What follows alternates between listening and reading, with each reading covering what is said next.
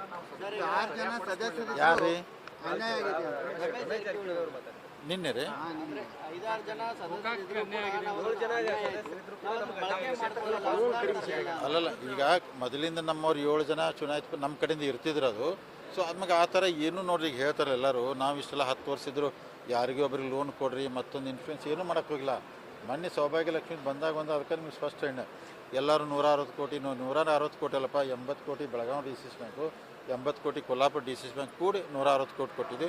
March ಎಂಡಿಗೆ 22 ಕೋಟಿ ಬಡ್ಡಿ ಕಟ್ಟಬೇಕಾಗ್ತದೆ. ಅದನ್ನು ಕಟ್ಟು ಜವಾಬ್ದಾರಿ ಒಪ್ಸೈತಿ ಬ್ಯಾಂಕ್ನವ್ರು ಇಬ್ಬರನ್ನ ಅಲ್ಲೇ ನೇಮಕ ಮಾಡ್ತೀವಿ. ಮತ್ತು ಆಮ್ಯಾಗ ಇನ್ನೊಂದು ಕೆಲವೊಂದು ಹೇರವ್ರು, ಯಾಕಂದ್ರೆ ಕೆಲವೊಂದು ಅಂದ್ರೆ ಖಾಸಗಿ ಕಂಪ್ನಿಗಳಿಗೆ ಅಂದ್ರೆ ಕೊಡ್ತಾರಂತೇಳಿ ನಾ ಅದನ್ನ ಏನಿಲ್ಲ, ಡಿಪಾಸಿಟ್ ನಾವು ಬ್ಯಾಂಕ್ನಾಗ ಇಟ್ಕೊಂಡು ಕೂತ್ರೆ ಡಿಪಾಸಿಟ್ರಿಗೆ ನಾವು ಡಿಪಾಸಿಟ್ ಎಲ್ಲಿ ಲಾಸ್ ಆಗ್ತದೆ, ಅದಕ್ಕೆ ನಾವು ದುಡ್ಡನ್ನು ದುಡಿಸ್ಬೇಕಾಗ್ತೈತೆ ರೀ.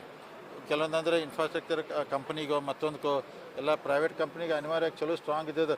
ಈಗ ಯಾರ್ಯಾರು 100 ಕೋಟಿ ಕೊಟ್ಟರೆ 200 ಕೋಟಿ ಆಸ್ತಿ ಬರ್ಸ್ಕೊಂಡು ಕೊಡಬೇಕು, ಅದಕ್ಕೆ ಕೊಡ್ತೀವಿ. ಅದಕ್ಕೆ ದಯಮಾಡಿ ಬ್ಯಾಂಕಿನ ರೊಕ್ಕ ದುಡಿಸ್ರೇನೆ ಡಬಲ್ ಆಗ್ತೈತೆ ರೀ, ಇಟ್ಕೊಂಡ್ರೆ ಲಾಸ್ ಆಗ್ತೈತೆ. ಅದಕ್ಕೆ ಸರ್ ಖಾನಾಪುರದಲ್ಲಿ ಈಗ ಚಂದ್ರ ಜಾರಕಿಹೊಳಿ ಅವರು ಆಕ್ಟಿವ್ ಆಗಿರುವಂಥದ್ದು, ಅವ್ರೇನಾದರೂ ನಿಮ್ಮನ್ನು ಸಂಪರ್ಕಿಸಿದ್ರು ಮಾಡ್ತೀವಿ ಎಲ್ಲ ಮಾಡ್ತಾ ಇದ್ದೀರಿ.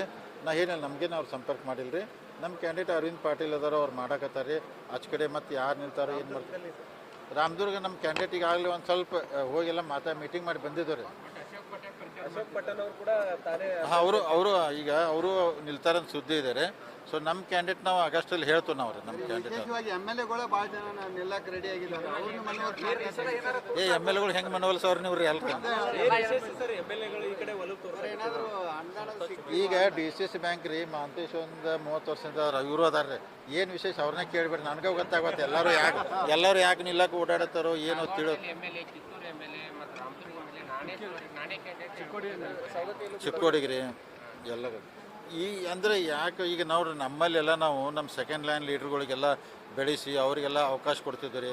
ಎಲ್ಲರೂ ಹಂಗೆ ಮಾಡಿ ಚಲೋ ರೀ. ಈಗ ಅವ್ರು ಅಕಸ್ಮಾತ್ ನಿಲ್ತು ಅಂದ್ರೆ ನಮಗೇನು ಮಾಡೋಕ್ಕಾಗಲ್ಲ, ಅಂದ್ರೆ ಕ್ವಶನ್ ಮಾಡೋಕ್ಕೆ ಬರೋದಿಲ್ಲ.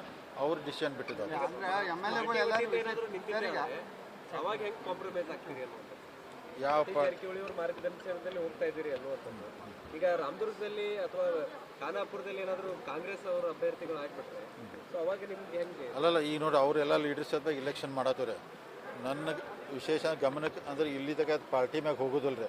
ಅಕಸ್ಮಾತ್ ಯಾರು ನಮ್ಮ BJP ML ನಿಲ್ಬೋದು, ಕಾಂಗ್ರೆಸ್ ML ನಿಂತರು ಅದು ಪಾರ್ಟಿಗೆ ಸಂಬಂಧ ಇರೋದಿಲ್ಲ. ಕೋಆಪರೇಟಿವ್ ಲೆಕ್ಕದಾಗ ಮಾಡ್ತವ್ರೆ.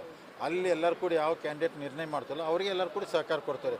ಪಾರ್ಟಿನ ಇನ್ವಾಲ್ವ್ ಇದ್ರಾಗ ಮಾಡೋಕ್ಕೆ ಹೋಗೋದಿಲ್ಲ. ಎಲ್ಲರಿಗೂ ವಿನಂತಿ ನಂದ್ರೆ ಥ್ಯಾಂಕ್ ಯು.